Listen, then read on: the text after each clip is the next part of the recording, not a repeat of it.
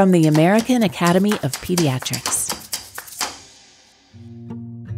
When a child is deaf or hard of hearing, early diagnosis is critical. The urgency comes from the need to access language. The younger the patient, the more urgent it is, because there is a neurocritical period for language acquisition from birth to 5 years. Plus, a new virtual driving assessment links risky behaviors to actual crashes. We're starting to see we can get better prediction models of what types of people are at risk for crashing early in licensure, which is when young driver crashes happen the most. But also we can start to see what are the skills that are related to that. These stories and more on Pediatrics on Call, the podcast on children's health from the AAP. I'm Dr. David Hill. And I'm Dr. Joanna Parga-Belinkie. This podcast is for everyone in the medical community, keeping our children healthy and safe. It's a show by pediatricians for pediatricians. But anyone who cares about kids will get a lot out of it as well.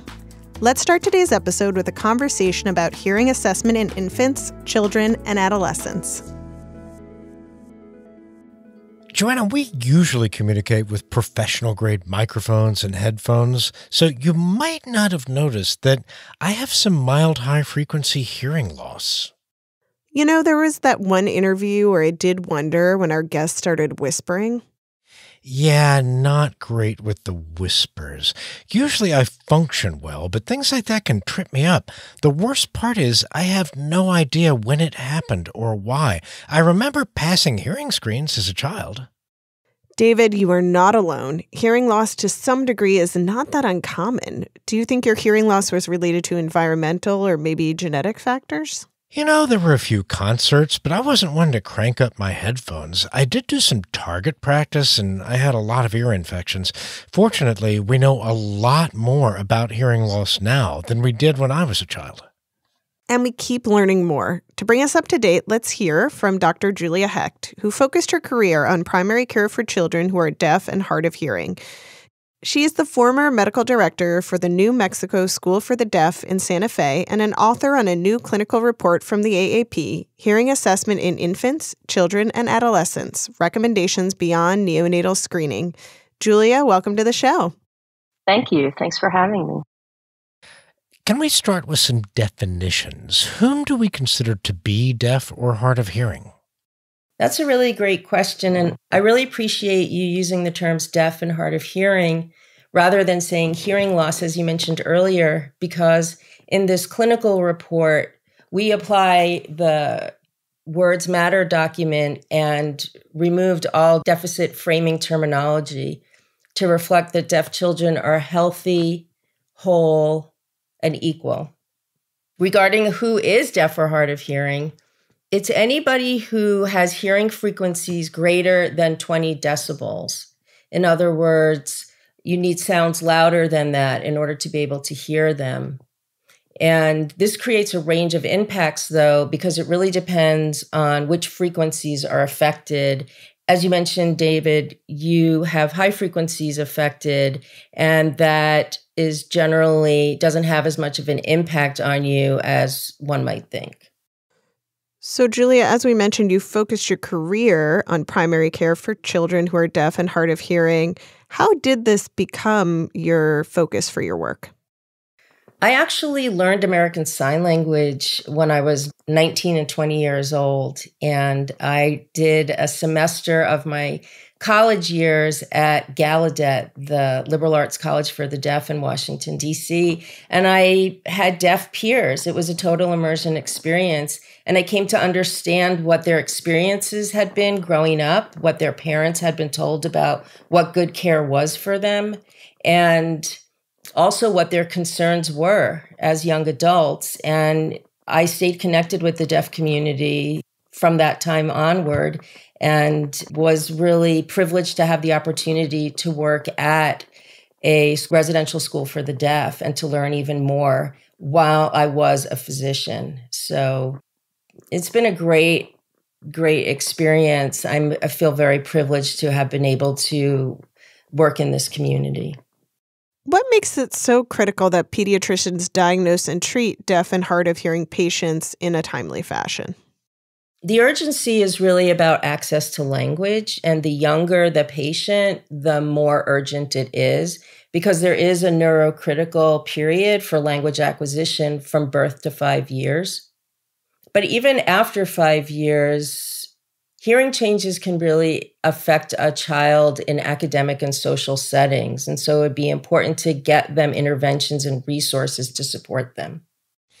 I know in practice we follow the Bright Futures guidelines and the annual AAP periodicity schedule. What does this clinical report add to those guidelines? That's a really good question, because while we do have the AAP periodicity schedule, and there are actually ages and visits to the pediatrician where objective hearing screening is recommended, there are periods in which a risk assessment needs to be done by the primary care provider in order to determine if objective hearing assessment should be done during that visit. And that is really the newborn to 4-year period during which language acquisition is happening, as well as much other cognitive development that depends on language. And it's during this period that primary care providers really need to be aware of signs that a child might be experiencing a change in hearing. A lot of people focus on newborn and infant hearing, and as a neonatologist, I think about babies born with things like cytomegalovirus or those who get antibiotics like gentamicin as being at risk for being hard of hearing. But what sorts of clues can we get from taking a history that our patient, maybe our patient who's a little older, may need closer hearing screens?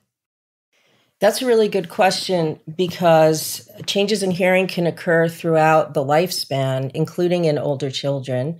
Sometimes family history is indicative of a risk for changes in hearing that can occur later. There also might be factors in the perinatal history that, although they happened at that time, can cause delayed onset of hearing changes down the line, several years down the line. So those would be important indicators.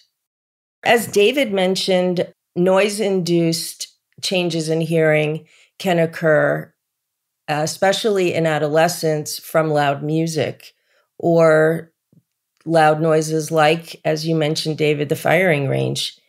Ear protection is important. And what about the physical exam? I've seen some children with obvious deformities of the outer ear, but are there more subtle signs we should be looking for? Yes, actually, there are some clues to look for on the physical exam. So there are some physical findings that can be associated with syndromes where children are deaf or hard of hearing as a part of the syndrome. For example, different colored eyes, cleft lip or palate, even a white forelock, which is often seen in Waardenburg syndrome, may be an indication. Of course, many individuals have these findings and they aren't deaf or hard of hearing. So it seems like everybody is worthy then of getting some type of hearing screen. Our hospital uses automated auditory brainstem response, and this is for newborns who are in our nursery. I know the machine my pediatrician uses for my 3- and 5-year-old children is more participatory and makes them raise their hand when they hear a beep. What are the choices? So there are a number of choices, and really which one is used depends on the age of the child and whether they can cooperate and local resources. So for example, what you mentioned, the AABR, the automated auditory brainstem response, that is a test that requires an infant to be in natural sleep, or it could be an older child, but they'd have to be sleeping. And so generally we only use that for infants who are 6 months or younger, or for older children under sedation. The OAE, or otoacoustic emissions screening tool, is quick and effective to show inner or middle ear dysfunction. It's very practical in primary care settings because it is low cost and it's easy to use. The child needs to be quiet, but they don't need to be asleep. The AABR will test the 8th cranial nerve. However, the OAE does not test anything more central than the cochlea. And then what you mentioned with your child who is asked to raise their hand, That is known as pure tone audiometry, and a number of tones are produced at different frequencies, and a child is asked to raise their hand based on the ear that they hear that from. And that's actually a very useful test because it will show each ear independently as well as test functional hearing. Let's say we do suspect a child is deaf or hard of hearing. What are the next steps and how urgent are they? In general, it is always urgent, and the younger the child, the more urgent. We don't want to take months to figure out whether a child is deaf or hard of hearing. We want things to move along rapidly. If there is suspicion because of the results of objective screening in the office or because of caregiver concern, then we want to refer out to audiology for comprehensive testing. This is a much more extensive evaluation that can actually identify a child as being deaf or hard of hearing and will produce an audiogram that shows the different frequencies and what are the decibels or the hearing thresholds that are required for the child to hear at that frequency. That's very different than what we see in the office screening tests. So for those children who are deaf or hard of hearing, communication and language development, as you mentioned, is a big issue.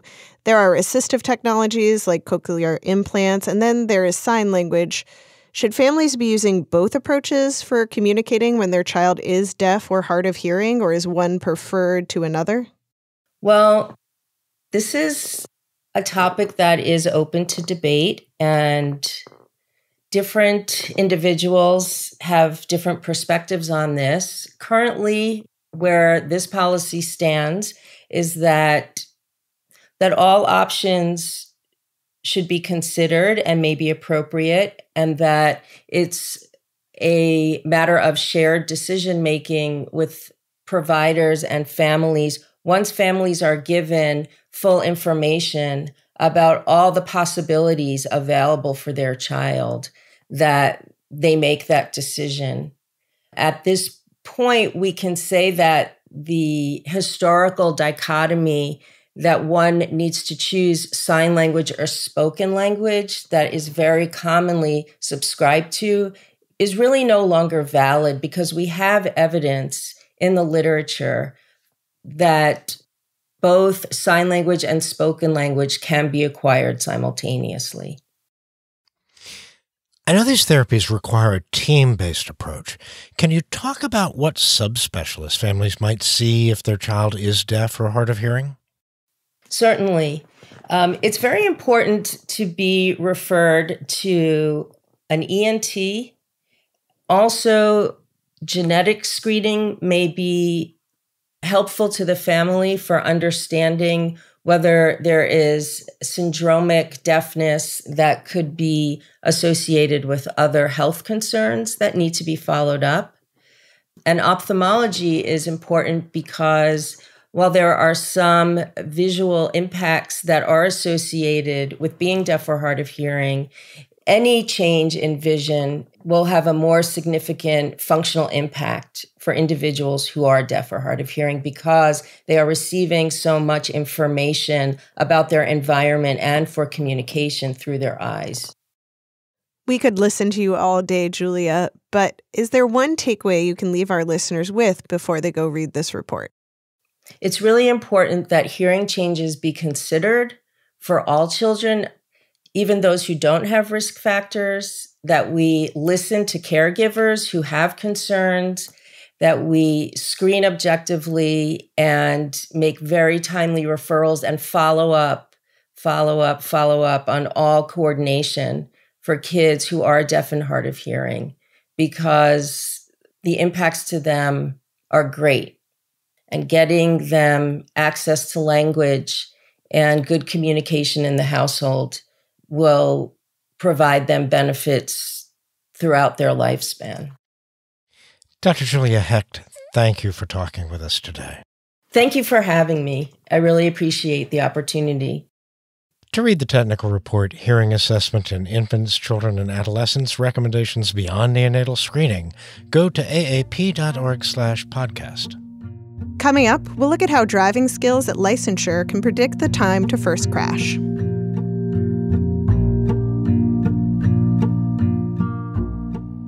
Joanna, can you imagine when Mira and Simon learned to drive? We're still working with training wheels over here, David. Enjoy that. One of my greatest reliefs as a parent is getting 5 kids through their early driving years with no more than thousands of dollars in property damage. Okay, you are not making me look forward to this, both for the actual cost and the emotional costs of having kids drive. It's a little scary, but it is so much better than when I was 16 and they just gave me a license. I can assure you that was a horrible idea. But now we have things like graduated licensing programs and here in North Carolina, mandatory driver's ed. Well, I'm counting on Mira and Simon having self-driving cars by the time they go up for a license. But there are technologies that can keep kids safer on the road. I know someone close to home here at the Children's Hospital of Philadelphia who's looking into this. You must mean Elizabeth Welshe, Ph.D., a research scientist at the Center for Injury Research and Prevention at the Children's Hospital of Philadelphia.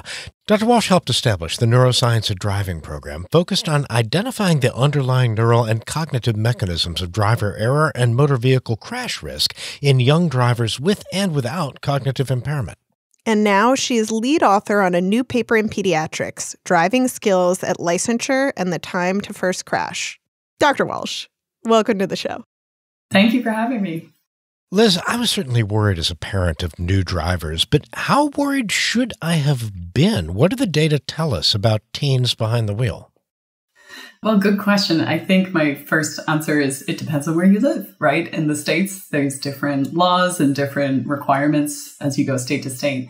You mentioned that in your state, there's driver training requirements. And so that's a big thumbs up from me.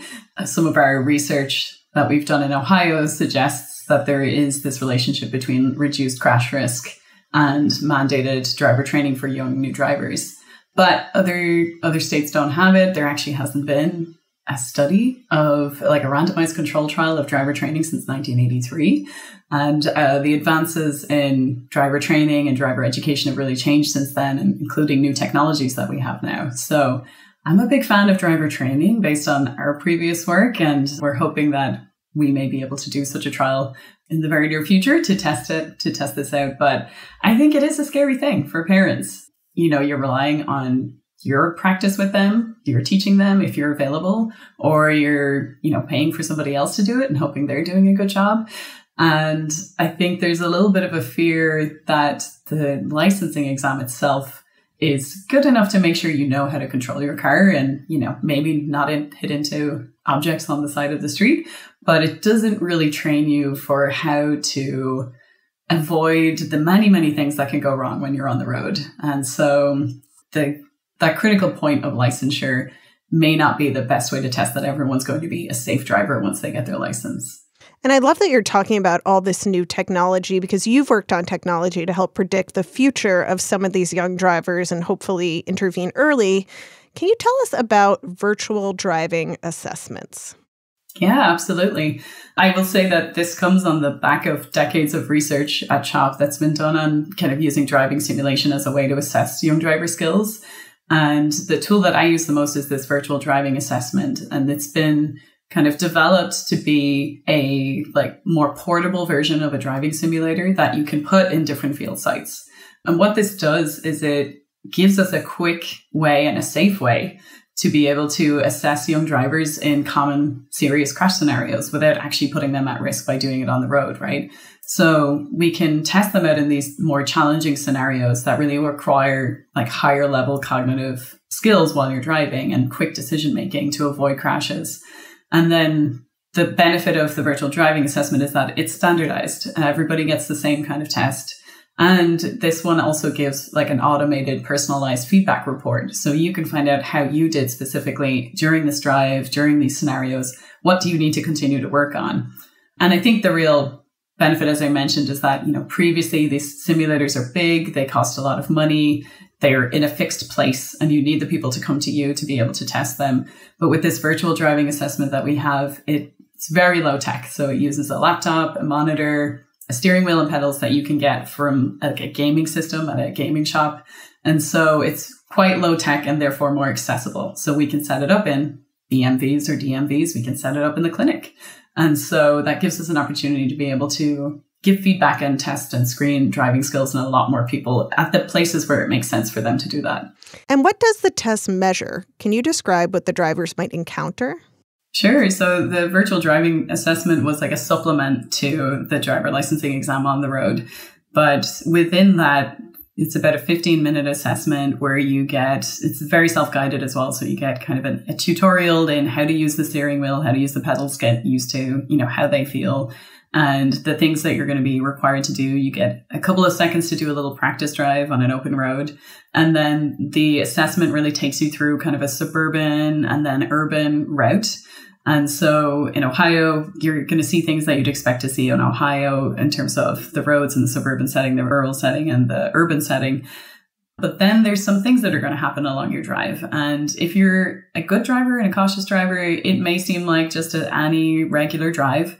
But if you're having some issues of like following too closely, then you might get into some situations where you're about to crash. And so we've put in that 15 minutes a number of opportunities to kind of test or stress test your driving skills in potentially hazardous situations.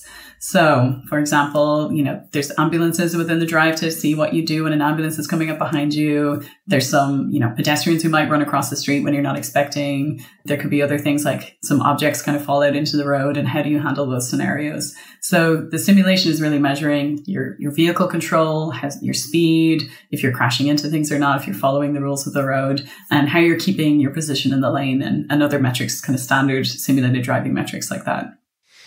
What states use these assessments? Who's required to take them to get their license? Well, it's not really a requirement to do a virtual driving assessment. However, we partnered with the state of Ohio with this work, where driver training is required for young drivers under the age of 18, and a company that spun out this technology, Diagnostic Driving.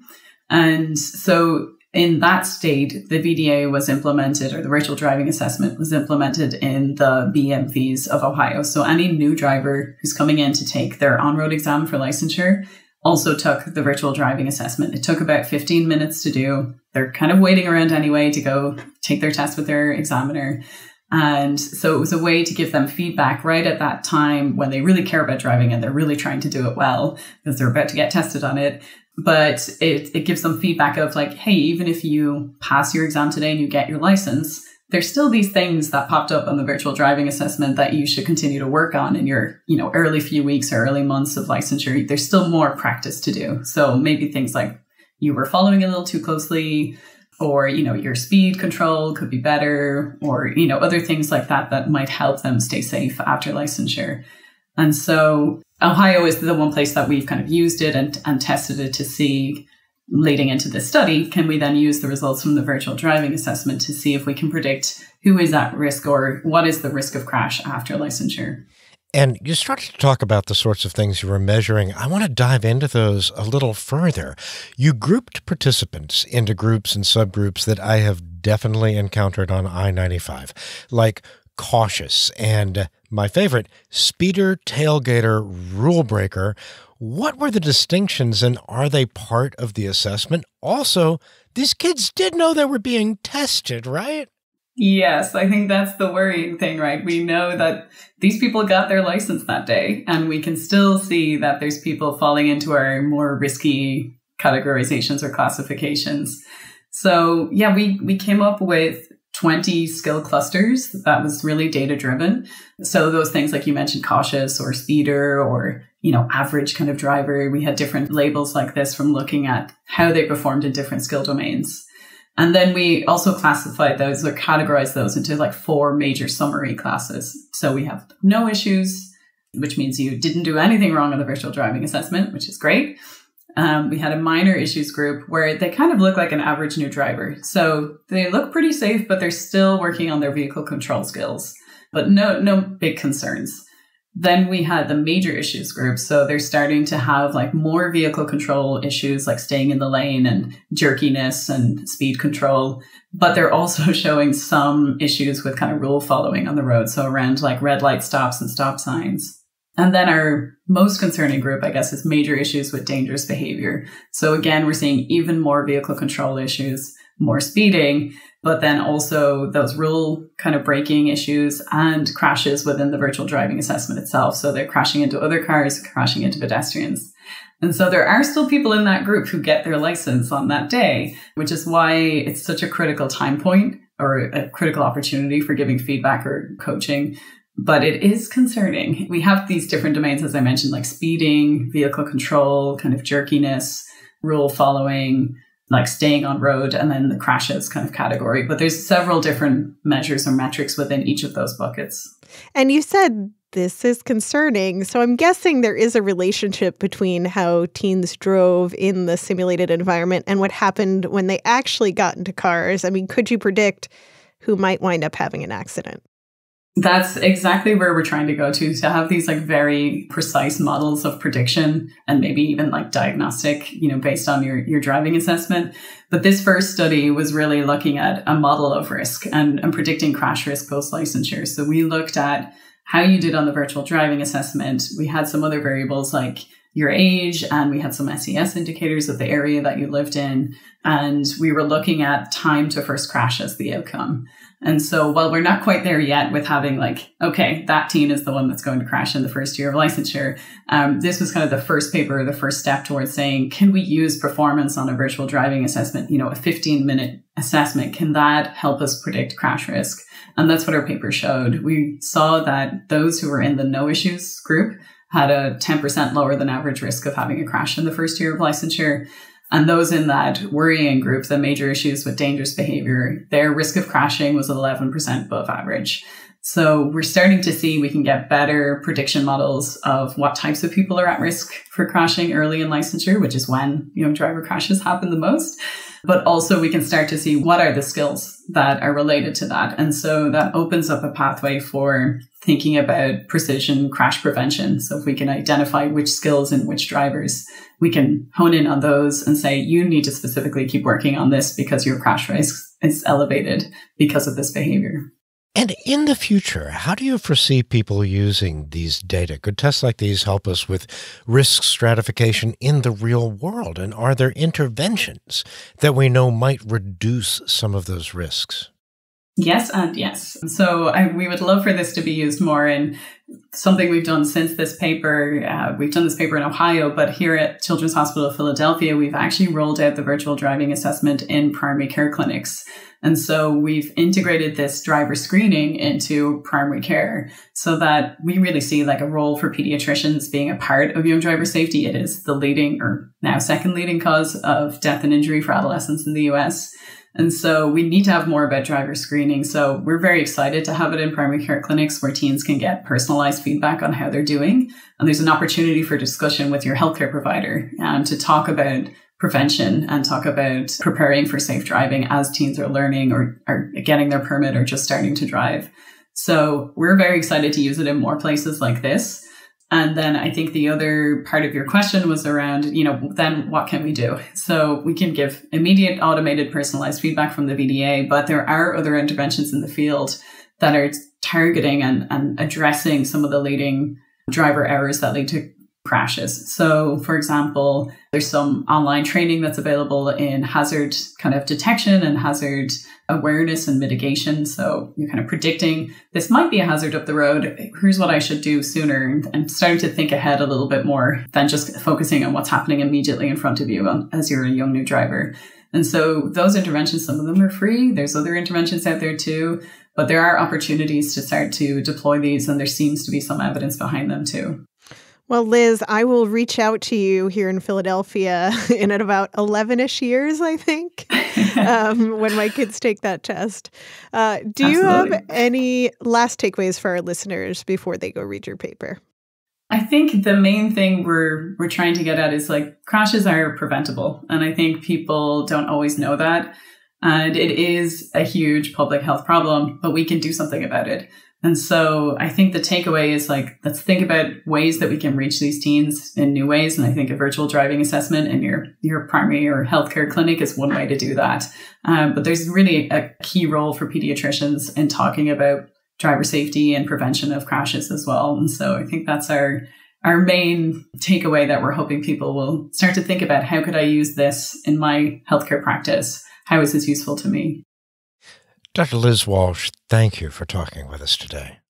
It was a pleasure. Thank you so much. To read the paper, Driving Skills at Licensure and Time to First Crash, join us at aap.org/podcast.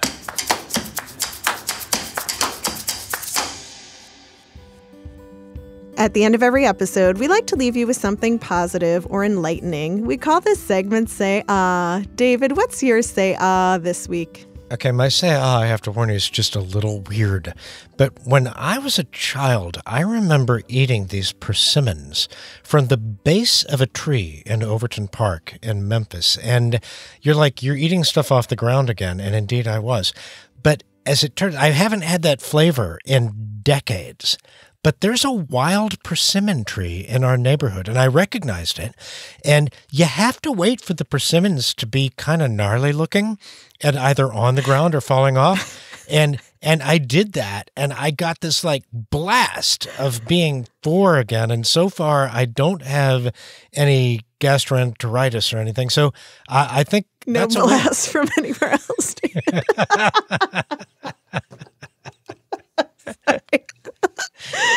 Oh, I can save you some. I'll bring some to the national conference and exhibition if you want. Oh, please share.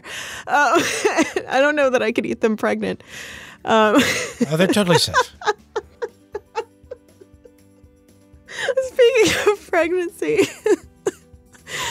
my Say Ah is that I feel like when you're pregnant for the 3rd time, David, it's like an afterthought because you have 2 other children, and when you're a pediatrician, you're a full-time job, but when you're working full-time like me. So I am taking a moment to get maternity photos for the first time. I didn't do it in any other pregnancy, just to try to commemorate this 3rd one, which feels like it's sort of flying by. Oh, wow. That is super cool. I hope you'll share those. That's it for today's episode. If you like Pediatrics on Call, please subscribe on your favorite podcast app and help us spread the word. Follow us on Facebook and Instagram at Pediatrics on Call. Sorry, I still have some laughs. I rinsed them.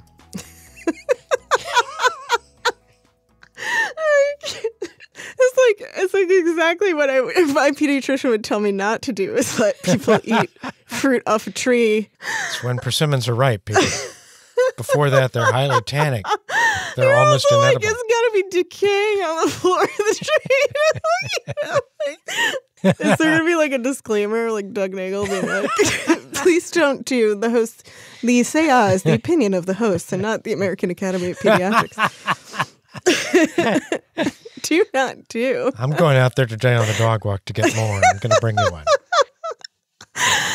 Okay, let me get the end of this. Okay. Pediatrics on Call is a production of the American Academy of Pediatrics. Our producer and editor is Ann Johnsos. Our audio engineer is Doug Nagel. Joe Puskars is our associate producer, and Susan Martin is our executive producer. Our theme music was composed by Matthew Simonson. We won't have a podcast next week because we'll be at the National Conference and Exhibition. Come say hi. And then listen the following week for our unedited recording with Drs. Louis First, Alex Kemper, and Rachel Moon. I'm Dr. David Hill. And I'm Dr. Joanna Parga-Belinkie. Thanks for listening.